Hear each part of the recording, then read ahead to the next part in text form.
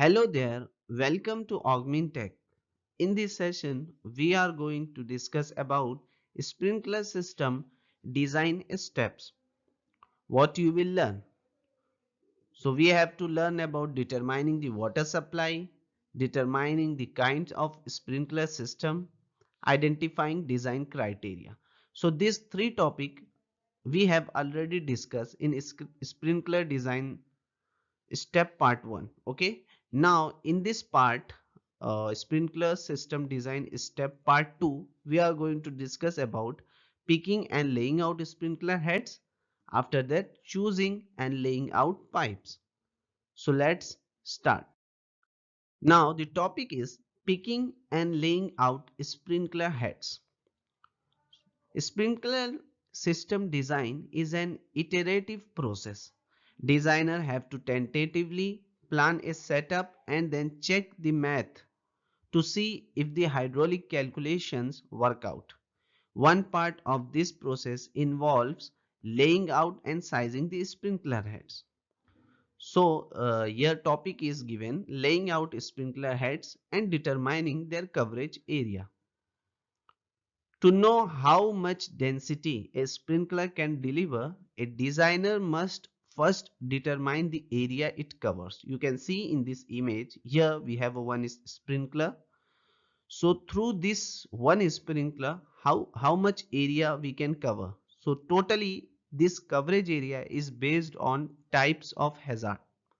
It means which type of hazard is there. If you are designing for light hazard, the coverage area from one sprinkler is different of for ordinary hazard or for extra hazard. Coverage area is different. Okay. So totally this coverage area is based on the type of hazard. They follow guideline from NFPA 13 to ensure that sprinklers cover an appropriate amount of space. We will study about these NFPA table in upcoming modules, so don't worry about that. NFPA 13 tell how far a part on center, standard spray upright and pendant sprinkler can be. Okay.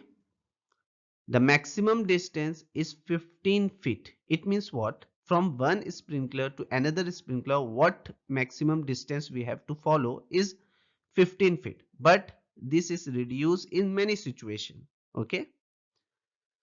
The heads can be no more than half the distance from the wall. Suppose if you want to place the sprinkler adjacent to wall or from wall, so how much distance you have to maintain from wall to your first sprinkler? So simple, it is the half the distance from the wall. It means suppose if you are maintaining sprinkler to sprinkler distance 15 feet, suppose. So from wall to first sprinkler you have to maintain the distance how much? Half of the separation of two sprinkler. Okay. So the maximum length from a sprinkler to a wall is 7.5 feet. Now mark the location of sprinklers and pipes on the plan based on NFPA 13 rules and then determine how much space each head protects. Okay. So here we have one room or you can say space. In that we have installed sprinkler system. Okay. So here it is given there is a limit to how much floor space one sprinkler can reasonable cover. So here it is given from one sprinkler to second sprinkler. So remember from one to second sprinkler how much maximum distance? 15 feet we have to maintain. The biggest possible value is 225 square feet. So remember one sprinkler can cover how much area? 225 square feet. But remember this area, this coverage area is given for light hazard. Okay. Suppose if you are designing hospital, educational institution building or you have to install sprinkler system, so it's come this all which I have tell you na, this all comes under light hazard only. So on that time the coverage area for one sprinkler how much we have to take? 225 square feet. So that is written here, the biggest possible value is 225 square feet. Determination of protection or coverage area.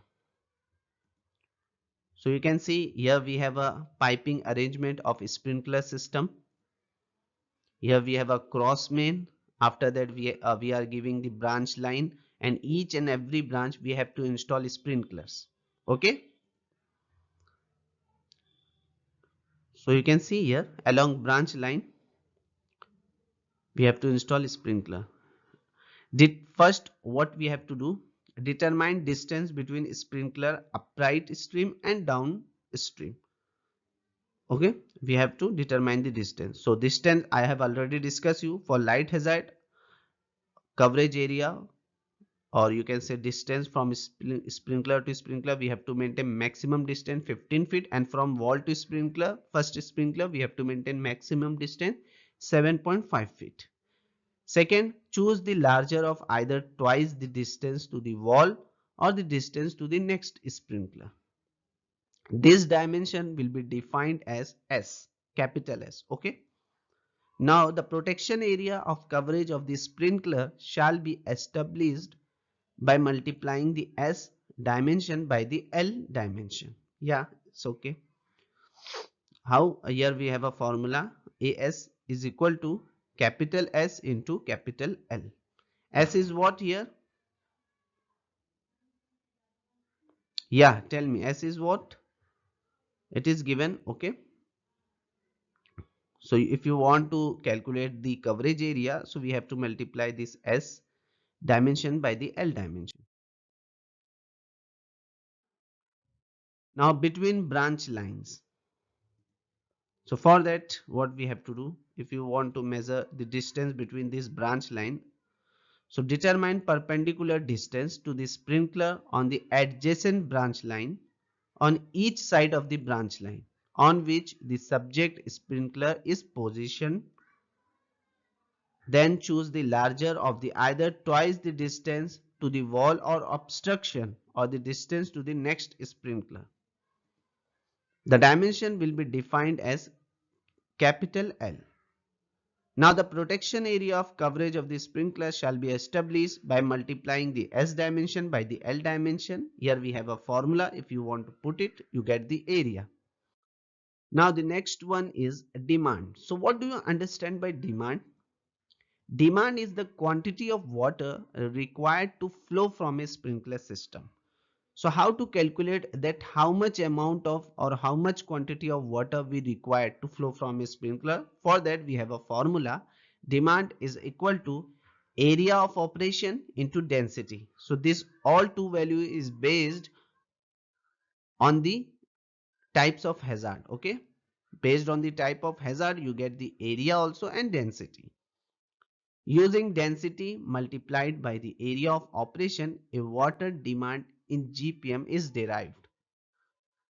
For example, if we have ordinary hazard group 1, for that area of operation is given a 186 square meter and density is given 5.9 mm per minute. So if you put these two value in this formula, demand is equal to area into density, you get the total demand. How much? 1134.6 liter per minute. So this would be the minimum flow rate required for the sprinkler head. Okay. With the water demand calculated for the sprinkler system in GPM and the density, the sprinkler system is laid out meeting proper spacing requirement. Now here I have a chart or table, you can see. When you see in this table, here in first column we have a occupancy hazard.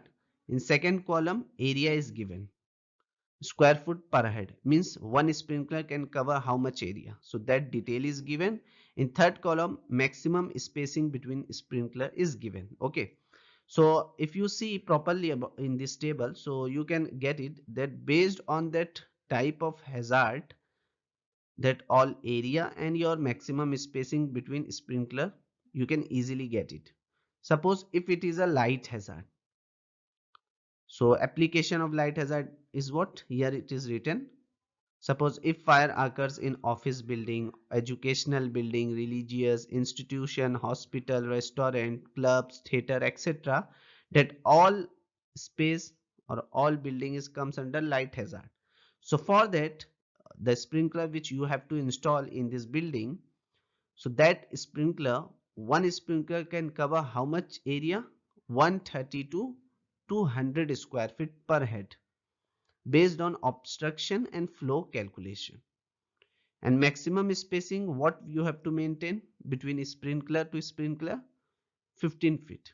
Now if you go in second row, here we have a ordinary hazard, and for that we have a different application to identify ordinary hazard.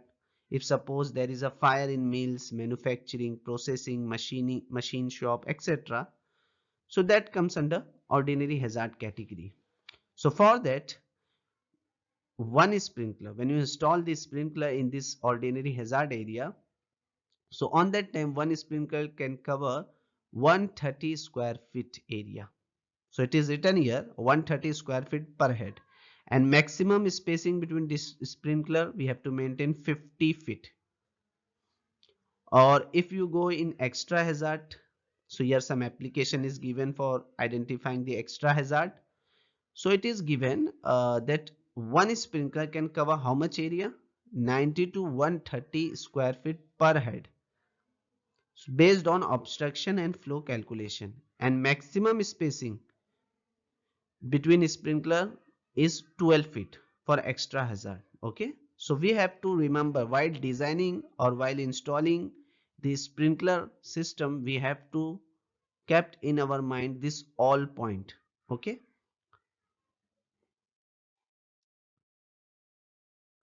now the next topic is choosing and laying out pipes.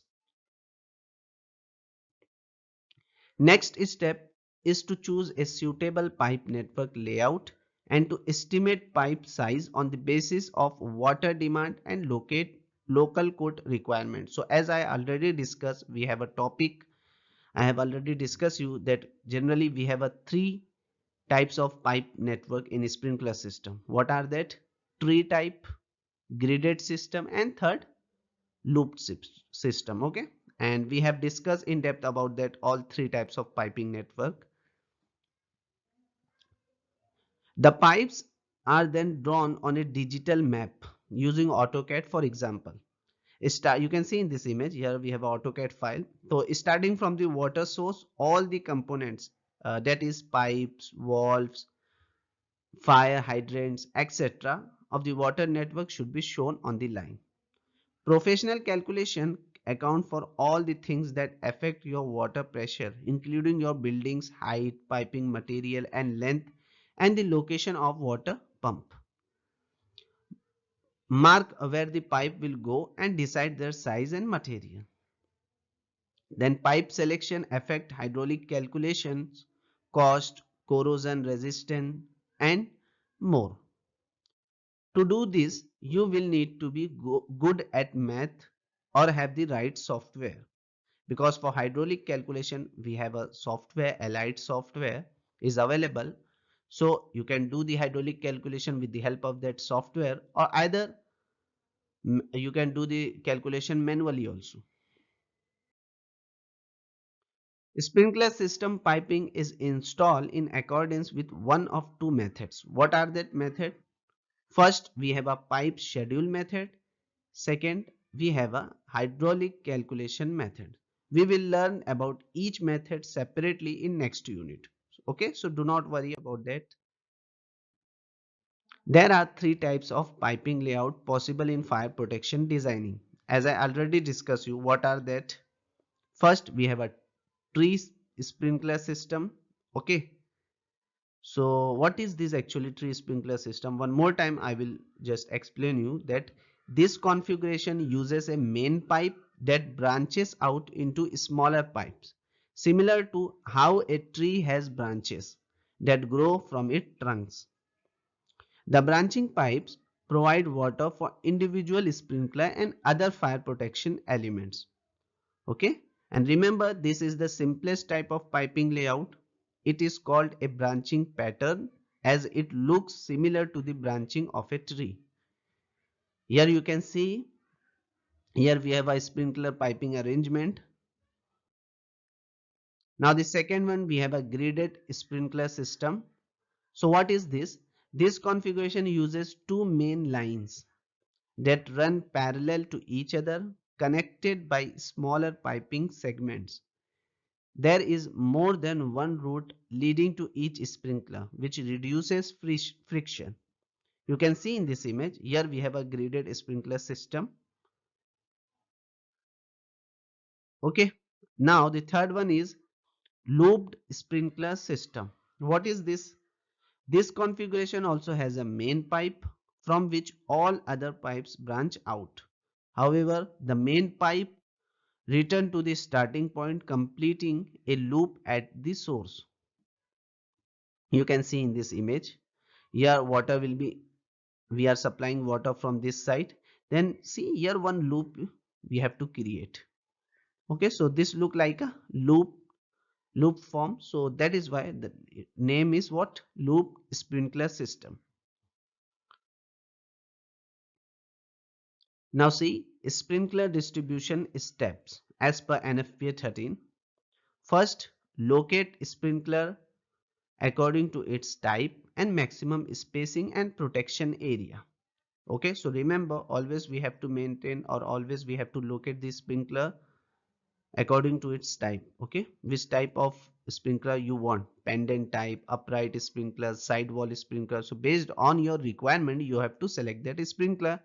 And it is telling maximum spacing and protection area. So this spacing and protection area is based on types of hazard, that for which type of hazard you are designing. Suppose if it is a light hazard, so spacing is what we have to take from one sprinkler to second sprinkler, maximum spacing 15 feet. For light hazard or for ordinary hazard, both are 15 feet. But for extra hazard, we have to take 12 feet maximum spacing. And protection area, so for light hazard, we have a 220, one sprinkler can protect 225 square feet area. For ordinary hazard, one sprinkler can cover 130 square feet area. And if it is an extra hazard, so one sprinkler can cover how much area? 100 square feet. Okay. Then second point, connect sprinkler by single lines according to the chosen network shape. So generally we have a three types of piping shape: looped, grid, tree. So as per your requirement, you can take any type. Third, size the pipes according to sizing tables, or for extra hazard according to hydraulic calculation. So if it is a light or ordinary hazard, then we have a pipe schedule method. In that table, you can easily size your pipe. Okay. But if it is a extra hazard, so for that we have to do the hydraulic calculation. Fourth, locate the zone control station and their size. Now, system protection area limitation is what? The maximum floor area on any one floor to be protected by sprinklers supplied by any one sprinkler system riser or combined system riser shall be as follow. You can see here. Here in that first column we have a hazard, light hazard, ordinary hazard, extra hazard, pipe schedule, hydraulically calculated storage, high pile storage. Okay, here it is given based on your hazard classification, maximum area per one riser it is given in square feet. So for light or ordinary hazard, how much given? 52,000 square feet. Of a pipe schedule method, 25,000, hydraulic calculated 40,000. Okay, and storage high pile storage how much? 40,000 square feet. So you have to remember all this point. Designers have to take into account the head loss. Head loss is what? It is the loss of pressure due to resistance as fluid flows in pipes from its source to its destination. So generally when liquid or fluid is flowing inside the pipe, so in pipe materials, okay, pipe material, what happened? That material resists the fluid flow. So that resistance, or you can say head loss, in the loss of, it is generally called as a loss of pressure. Okay, so that head loss we have to find out. Three kinds of resistance create head loss. What type of resistance? You can see. First is gravity. Cannot fight the effect of gravity unless they use pumps. No matter the pipe's diameter, 0.433 psi is lost for every vertical foot. So what it is telling, that if it is a vertical pipe, okay, so it is given, then at every foot how much loss is given? 0.433 psi. Second, we have a friction loss. Third, turbulence.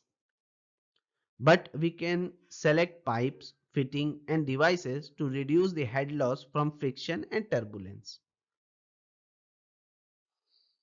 Pipe selection and friction loss.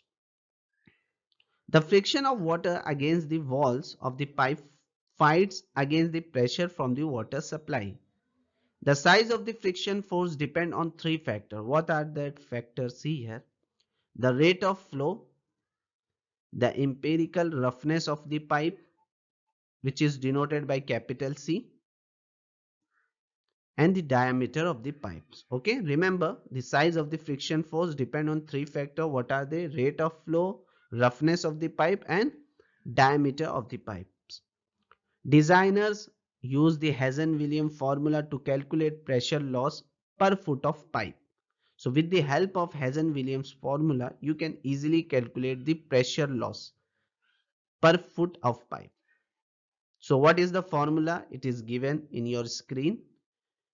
Small p is equal to, in bracket, 4.52 cube power 1.85 divided by C power 1.85 D power 4.87. So what is that? Q is rate of flow, C is roughness of that pipe, and D, this C value, roughness of the pipe, you get from table. I will show you. And D is diameter of the pipes. Okay, so remember all of you. With the help of this formula, you can easily calculate the pressure loss per foot of pipes. Now selecting appropriate pipe materials and size help minimize friction loss. Okay, if you select the proper material for that pipe and size is also a proper size you have given, so it minimize the friction losses. Okay, so that is why it is most important to select proper material and size of the pipe. What will you do if hydraulic calculation reveal that a sprinkler head in the design area was not get enough pressure to produce the design density? So for that, what we have to do? The pipe size can be increased to reduce pressure loss. Okay, so on that time we have to increase the pipe size. Pipe material also affect the pressure losses. C value describe the roughness of the pipes you can get from table. For example, pipe made of copper. So for copper, C value roughness of the pipe is 150, or for CPVC, if you are selected CPVC, so for that roughness is same 150. Is smoother one made of unlined cast iron, C is 100. Devices and fitting and turbulence loss.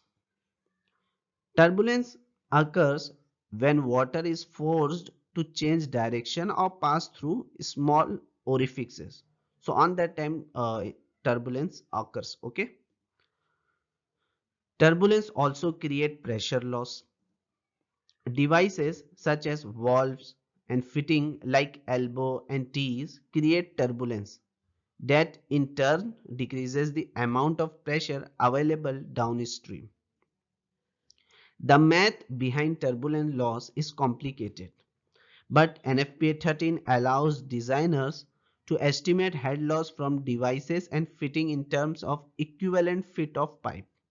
So here also we have a chart with the help of your, based on your fittings, which type of fitting you have. So based on a fitting you get the equivalent fit of pipe length.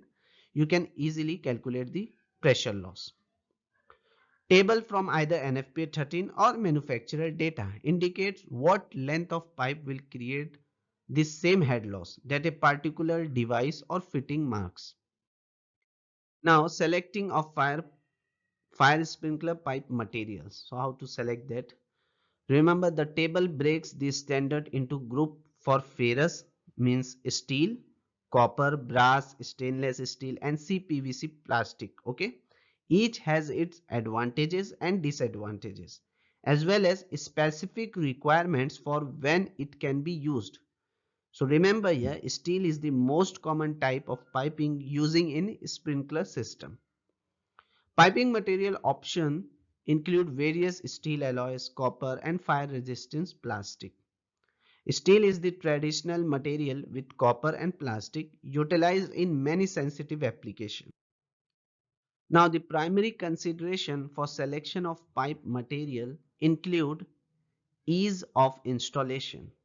So the easier the material is installed, the less disruption is imposed on the institution, operation and mission. The ability to install a system with the less amount of disturbance is an important consideration, especially in sprinkler retrofit application, okay, where building use will continue during construction. Second, it is cost of material versus cost of protected area. Here remember, piping typically represent the greatest single cost item in a sprinkler system. Often there is a temptation to reduce cost by utilizing less expensive piping materials, which may be perfectly acceptable in certain instances, that is, office or commercial environment. However, in museum application where the value of contents may be far beyond sprinkler cost, appropriateness of the piping should be deciding factors. Third, it is given contractor familiarity with materials. So a mistake to be avoided is one in which the contractor and pipe materials have been selected, only to find out that the contractor is inexperienced with the pipe. This can lead to installation difficulties, added expense and increased failure potential.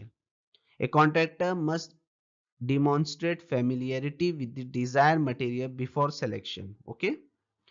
Fourth one, prefabrication requirements or other installation constraint. So in some instances, requirement may be imposed to limit the amount of work time in this space. This will often require expensive prefabrication work outside of the work area. Some material are easy adapted to prefabrication. Now the fifth one, material cleanliness. So some pipe material are cleaner to install than others. Various material are also resistant to accumulation in the system water. Cleanliness of installation and discharge should be consideration. Now the sixth, labor requirements. Some pipe materials are heavier or more cumbersome to work with than others. Consequently, additional workers are needed to install pipes, which can add to installation cost. If the number of construction workers allowed into the building is a factor, lighter material may be beneficial. Now see here, material advantages and disadvantages. We have to discuss about that. Suppose if it is a steel material. So for that, it is written relatively ease of installation. Second, high degree of contractor familiarities and most readily available. Okay, so these are some advantages is given for steel material. Heavy as compared to other material. Here I think one disadvantages is given. Steel material is heavy as compared to other materials, CPVC, and we have a different types of material. Then requires regular flushing to maintain water cleanliness. Yeah, another disadvantages of using steel. Now if I talk about copper, suppose if you are selecting a copper material pipe, so for that the advantages is given, it is light in weight, easily prefabricated, relatively clean installation. Material cost, especially fittings, and fewer contractor are familiar with copper installation technique. Okay, that is why here you can say this point is a disadvantages, because here fewer contractors are only familiar with copper installation technique. Now if I talk about plastic pipe, so for that, the advantages or benefits of using this pipe, it is light in weight and low cost and very easy to install without specialized tools or process. Resistance to water corrosion and highest water flow coefficient. So there are many advantages of using this type of pipe. Not permitted in all occupancy type. What is the disadvantages? That this type of pipe not permitted in all occupancy type. Not used for dry pipe or pre-action system. Okay, you cannot use this plastic material pipe for dry pipe system or pre-action system. Now the topics which we have covered in this session is what? So already we have discussed these three topics in our previous class, or you can say in our previous slide. Okay, sprinkler design system step part 1. But now in present time, in this session we have covered picking and laying out sprinkler head and choosing and laying out pipes. So this is all about sprinkler system design steps part 2. I hope all of you enjoy the session. See you in next one.